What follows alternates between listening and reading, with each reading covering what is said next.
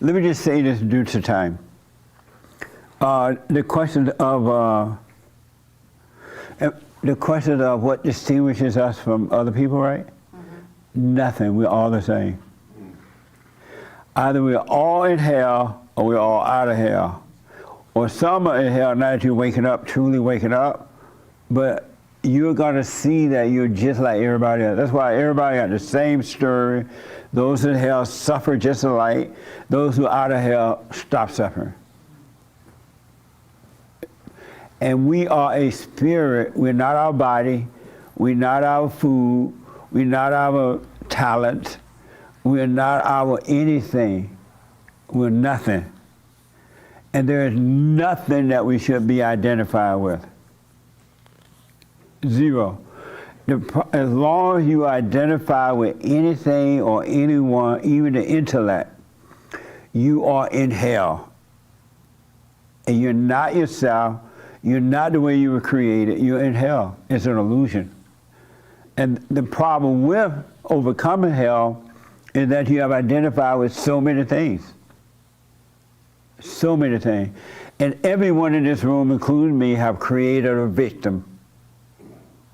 Everyone have created a victim. A good example is when you were going into the liquor store and the person asked you for the money. You didn't have to respond at all, or no, or yes, I ain't giving you no, either way, right?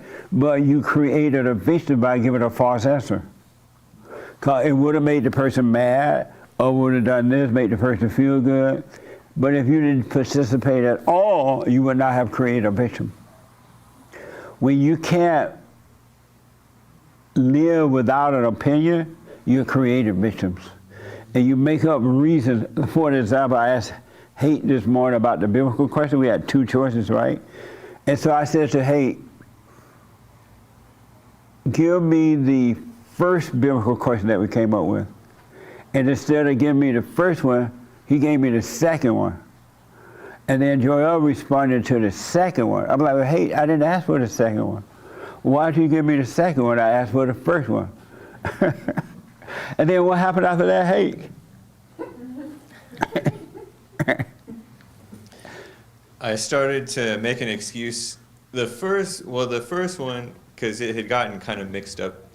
It was, I knew what the first one that you had given me was, but it was potentially And I knew confusing. What the first one was. Yeah. So I just said, give Joel the first one. Right. And what happened?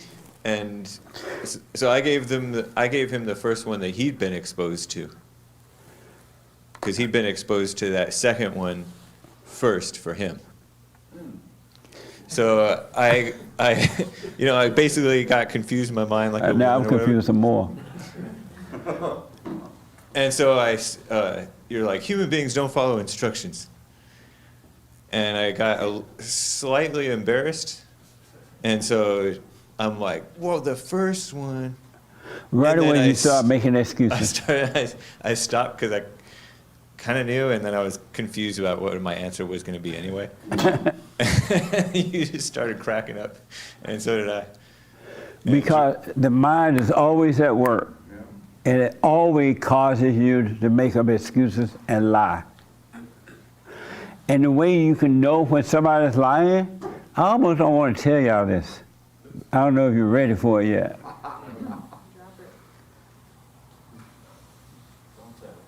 Don't tell them? Tell us.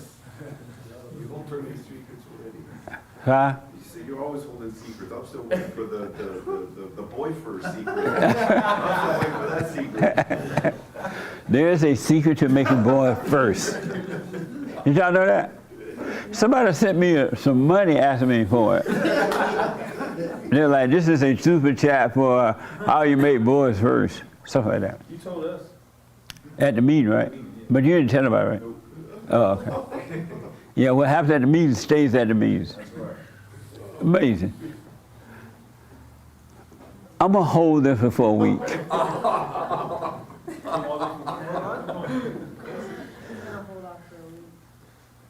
But I can tell you this much.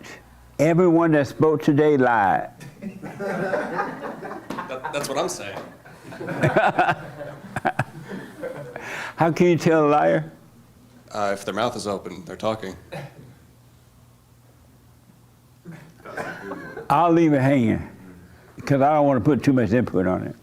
All right, and then we'll have the experts on this week about it. But every human being, now once you realize how you lie, it's going to end just like that, because realization is amazing. Wisdom comes from God, and what wisdom does, I used to think that wisdom peeled the layers from your eyes, allow you to see, right? But it also makes you free. It really does make you free. I was like shaking my head this week. I was like, wow, that's so deep. It does make you free. So you want understanding in all things. You want understanding. And from my assignment for you this week, in all situations that comes, see what you can understand from the situation. Don't try to get something from the situation. See what you can understand. What can I understand about this? And it'll be shown to you. All right? And to the ladies, with your situation, a perfect example, when guys approach you like that, just be honest. No. If you want to say no, no. And if they ask why, you're too weak. You're begging. But don't resent them. Don't judge them. Don't feel like you're better or less. And you can help them. Because some guys, well, most of them, they don't want help, but most, especially coming from ladies, they don't. How often do men hear the real truth from a woman?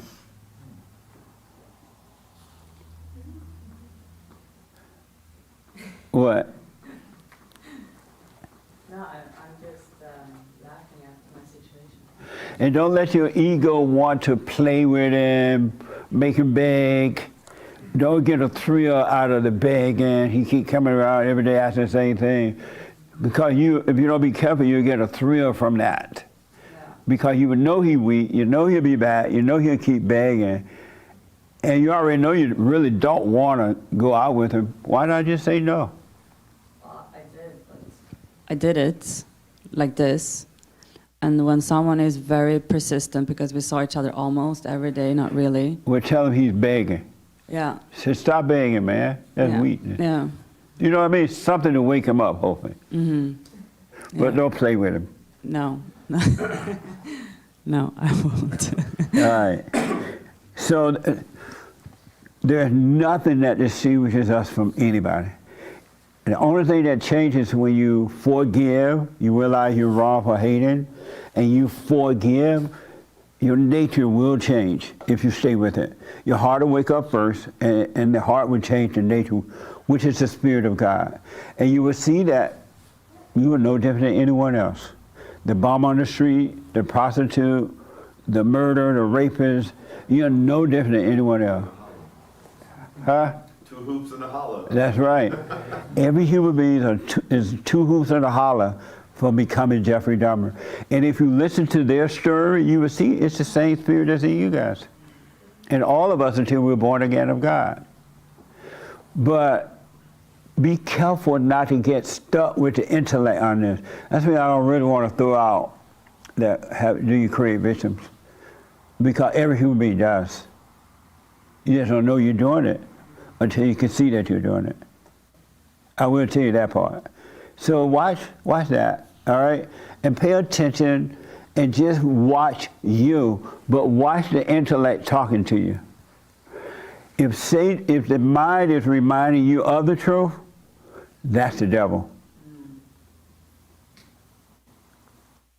If the mind is reminding you you hate your mama, if the mind is reminding you you're this, you're that, and you find yourself pouncing on other people with it, that's the devil. Because God does not talk to you about anything. He revealed the truth, wordless word, all the time. But the devil will tell you the truth through the intellect and make it a lie. Because he will make you think that you have it and you don't. Anybody disagree with that? Is that clear? Can you tell when that's happening to you already? You still go home at night and be lonely. You'll still be angry. You will still try to prove yourself. You will still want to be seen. You will still be doing the same old thing. But you know the truth.